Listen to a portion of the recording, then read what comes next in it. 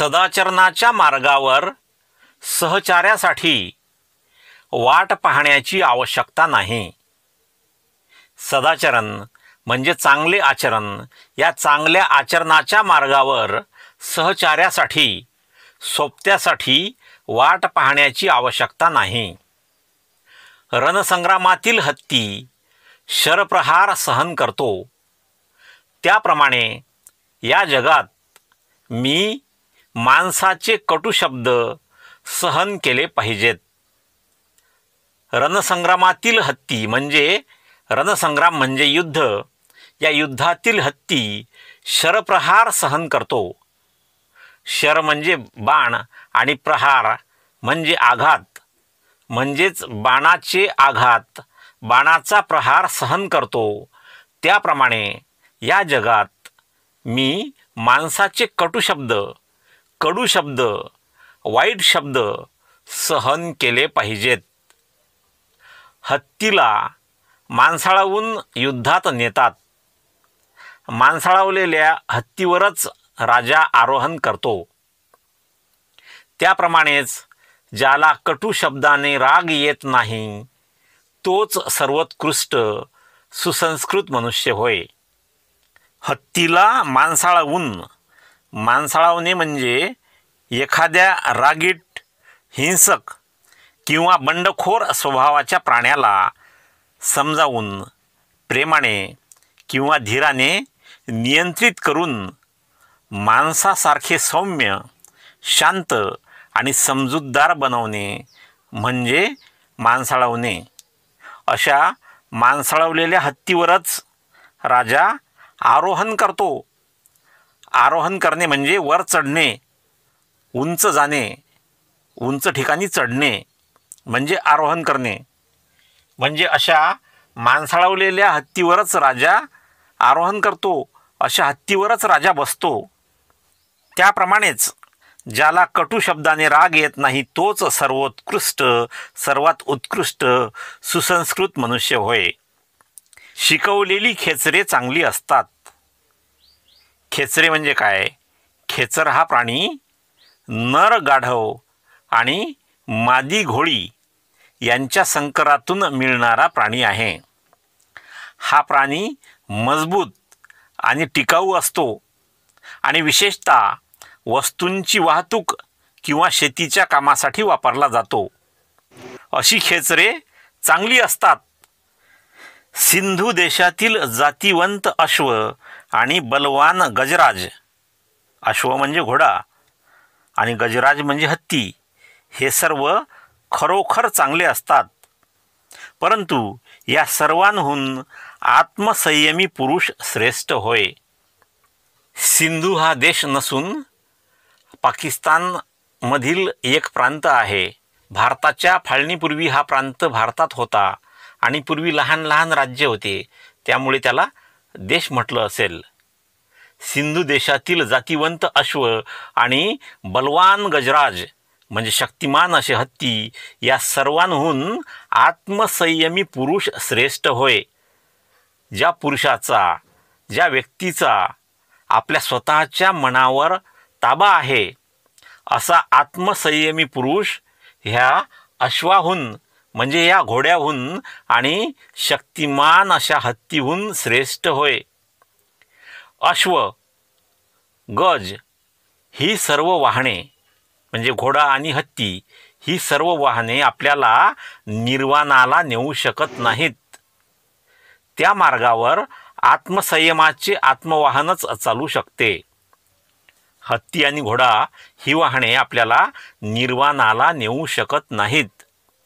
निर्वाण म्हणजे काय? निर्वाण हे बौद्ध तत्त्वज्ञानातील एक महत्त्वाचा संकल्प आहे, जे जीवनातील दुःखापासून पूर्ण मुक्ती दर्शवते. निर्वाण हा संस्कृत शब्द आहे आणि याचा अर्थ आहे विझणे, शांत होणे, विशेषतः इच्छा, आसक्ती आणि अज्ञानाची आग विझणे. बौद्ध धम्मानुसार निर्वाण ही मनाची अशी अवस्था आहे जिथे व्यक्ती सर्व लालसा, द्वेष आणि भ्रम यांपासून मुक्त होते आणि त्यामुळे पूर्ण शांती, समाधान आणि आत्मजागृती प्राप्त होते. अशा निर्वाणाला ही वाहने आपणाला नेऊ शकत नाहीत.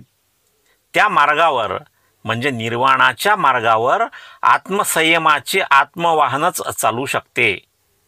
आत्मसंयमाचे म्हणजे स्वतःच्या मनावर ताबा ठेवण्याचे जे आत्मवाहन म्हणजे स्वतःचे वाहन आहे, हेच वाहन निर्वाणाच्या मार्गावर चालू शकते. अप्रमादी राहण्यात आनंद माना. अप्रमादी म्हणजे काय? प्रमाद म्हणजे चूक आणि अप्रमाद म्हणजे अचूक, म्हणजे कोणतीही चूक न करणे.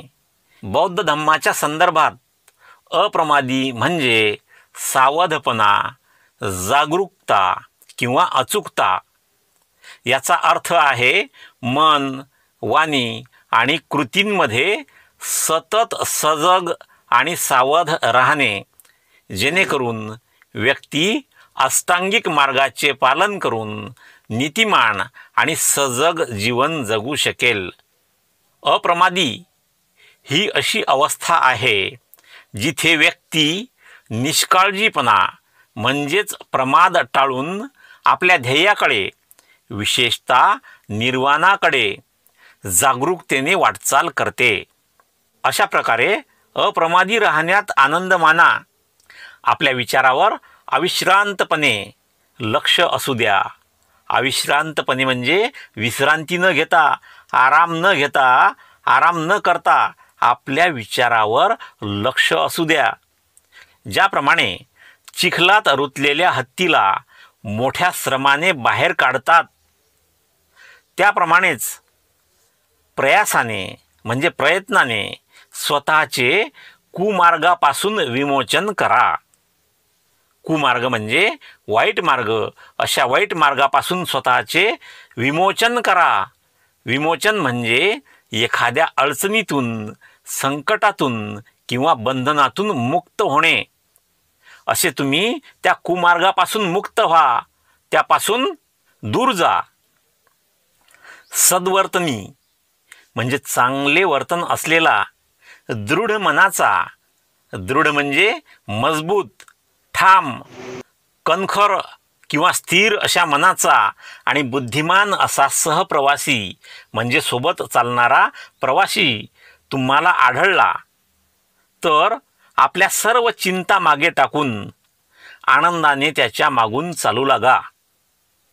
सद्वर्तनी, दृढ मनाचा आणि बुद्धिमान सहप्रवासी तुम्हाला सापडला नसेल तर शत्रूने पाठलाग चालविलेला राजा ज्याप्रमाणे आपले राज्य सोडून वनातील गजराजाप्रमाणे एकटाच पुढे जातो, त्याप्रमाणेच तुम्ही आपल्या मार्गावर एकटेच जात राहा.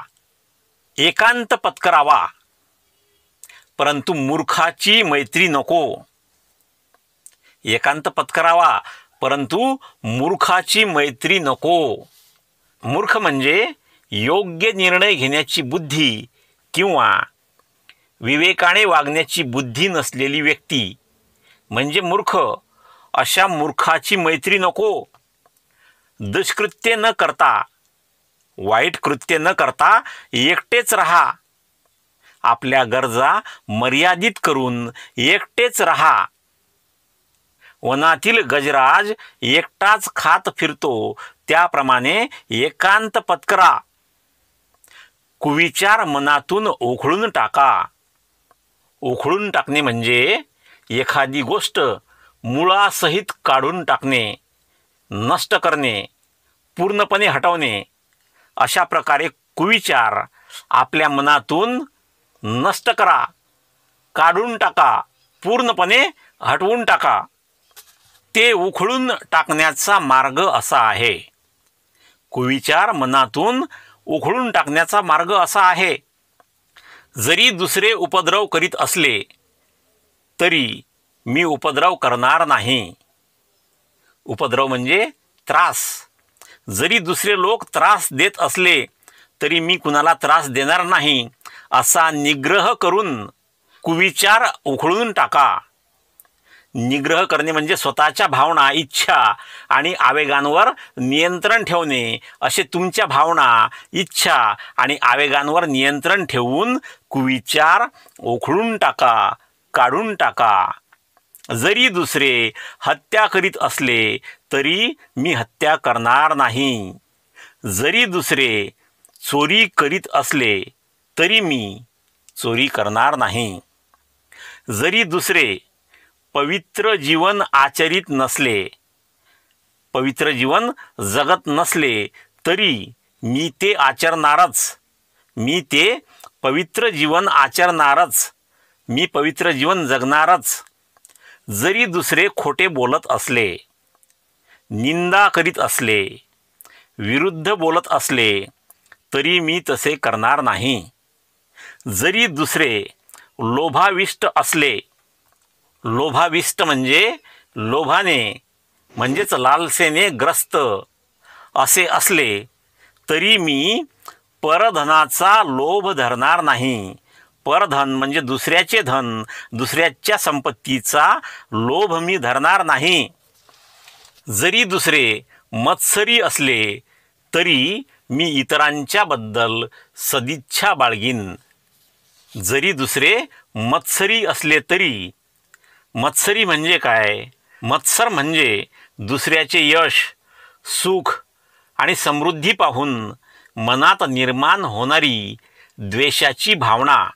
आणि अशी द्वेषाची भावना ज्या व्यक्तीच्या मनात निर्माण होते ती व्यक्ती म्हणजे मत्सरी.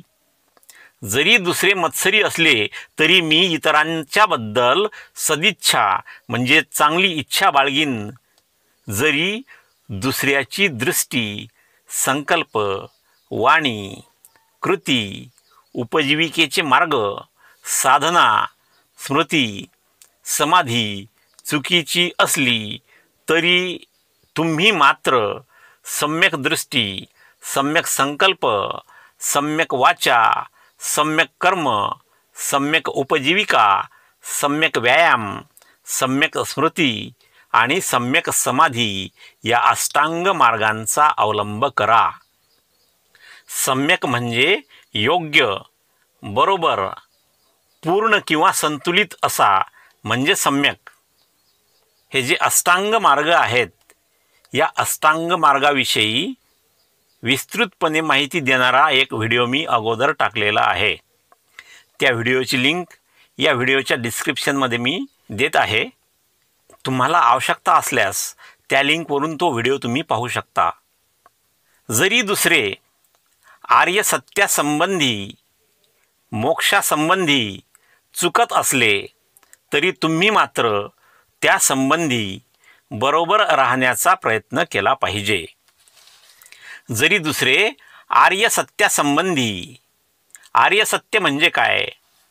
4 आर्य सत्य ही बौद्ध तत्त्वज्ञानातील मूलभूत सिद्धांत आहेत, ज्यांना बुद्धांनी जीवनातील दुःख आणि त्यापासून मुक्तीचा मार्ग दाखविण्यासाठी सांगितले. हे 4 आर्य सत्य असे आहेत. पहिलं आर्य सत्य म्हणजे दुःखाचे अस्तित्व. जीवनात दुःख आहे, जसे की जन्म, वृद्धत्व, रोग, मृत्यू आणि इच्छित गोष्टी न मिळणे अशा प्रकारचे दुःख जीवनात आहे. म्हणजेच जीवनात दुःख अस्तित्वात आहे. दुसरे आर्य सत्य आहे दुःखाला कारणे आहेत. दुःखाचे कारण तृष्णा म्हणजेच लालसा आहे, जसे की भोग, काम आणि अस्तित्वाची लालसा जी अज्ञानातून उद्भवते. तिसरे आर्य सत्य आहे दुःखाचा निरोध शक्य आहे. दुःखापासून मुक्ती शक्य आहे. आणि चौथे आर्य सत्य आहे दुःख निरोधाचा मार्ग. दुःखापासून मुक्तीचा मार्ग म्हणजे अष्टांगिक मार्ग, ज्यात सम्यक दृष्टी, संकल्प, वाचा, कर्म, आजीविका, व्यायाम, स्मृती आणि समाधी यांचा समावेश आहे. या आर्य सत्यांसंबंधी आणि मोक्षासंबंधी, मोक्ष म्हणजे आत्म्याची जन्ममरणाच्या चक्रातून मुक्ती, अशा या मोक्षासंबंधी चुकत असले तरी तुम्ही मात्र त्यासंबंधी बरोबर राहण्याचा प्रयत्न केला पाहिजे. जरी दुसरे आळस, सुस्तपणा यांनी पछाडलेले असले तरी तुम्ही मात्र या दोषांपासून मुक्त असले पाहिजे. जरी दुसरे लोक आळस म्हणजे काय? आळस म्हणजे काम करण्याची इच्छा नसणे, कृती टाळणे किंवा शारीरिक मानसिक स्तरावर उदासीनता दाखवणे म्हणजे आळस. असा आळस, सुस्तपणा म्हणजे शारीरिक किंवा मानसिक स्तरावर आळस, थकवा, उदासीनता किंवा कृती करण्याच्या प्रेरणेचा अभाव, असा सुस्तपणा यांनी पछाडलेले असले. पछाडणे म्हणजे काय? राग, लोभ, प्रेम, भय किंवा वासनेच्या भावनेने ग्रस्त झालेले लोक म्हणजे पछाडलेले. असे पछाडलेले असले तरी तुम्ही मात्र या दोषांपासून म्हणजेच आळस, सुस्तपणा या दोषांपासून मुक्त असले पाहिजे. जरी दुसरे गर्वोद्धत असले, गर्वोद्धत म्हणजे गर्वाने, अहंकाराने उन्मत्त, अभिमानाने फुललेली किंवा स्वतःच्या श्रेष्ठतेच्या भावनेने प्रभावित झालेली व्यक्ती किंवा वृत्ती म्हणजे गर्वोद्धत. जरी दुसरे लोक असे गर्वोद्धत असले तरी तुम्ही विनयशील राहिले पाहिजे. विनयशील म्हणजे नम्र, सौम्य, आदरयुक्त आणि अहंकाररहित वृत्ती असलेली व्यक्ती, असे तुम्ही विनयशील राहिले पाहिजे.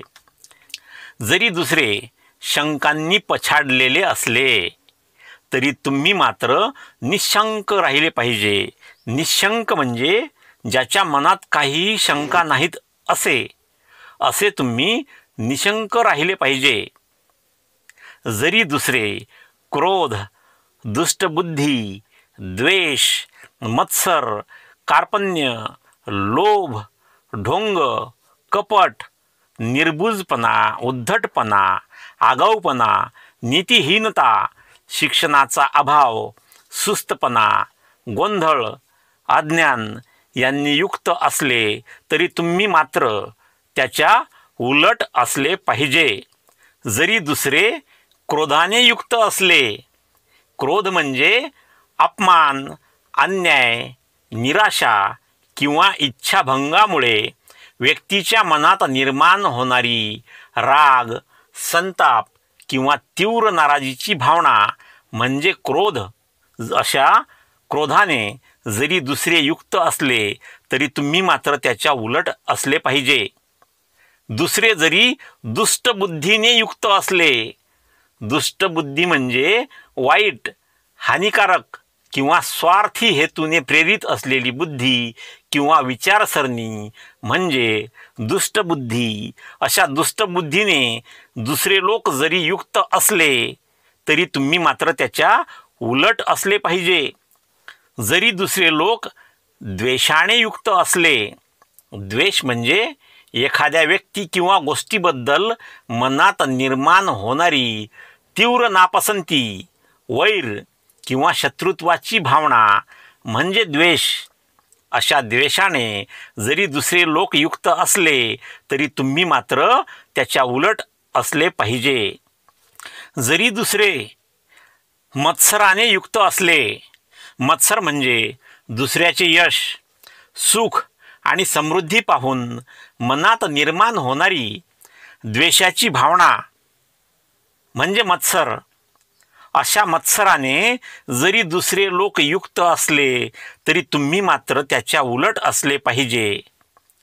जरी दुसरे लोक कार्पण्य म्हणजे कंजूशी, कृपणता किंवा स्वार्थीपणे दान किंवा उदारता दाखवण्यास टाळाटाळ करणे म्हणजे कार्पण्य, थोडक्यात कंजूषपणा. जरी दुसरे अशा कार्पण्याने युक्त असले तरी तुम्ही मात्र त्याच्या उलट असले पाहिजे. जरी दुसरे लोभाने युक्त असले.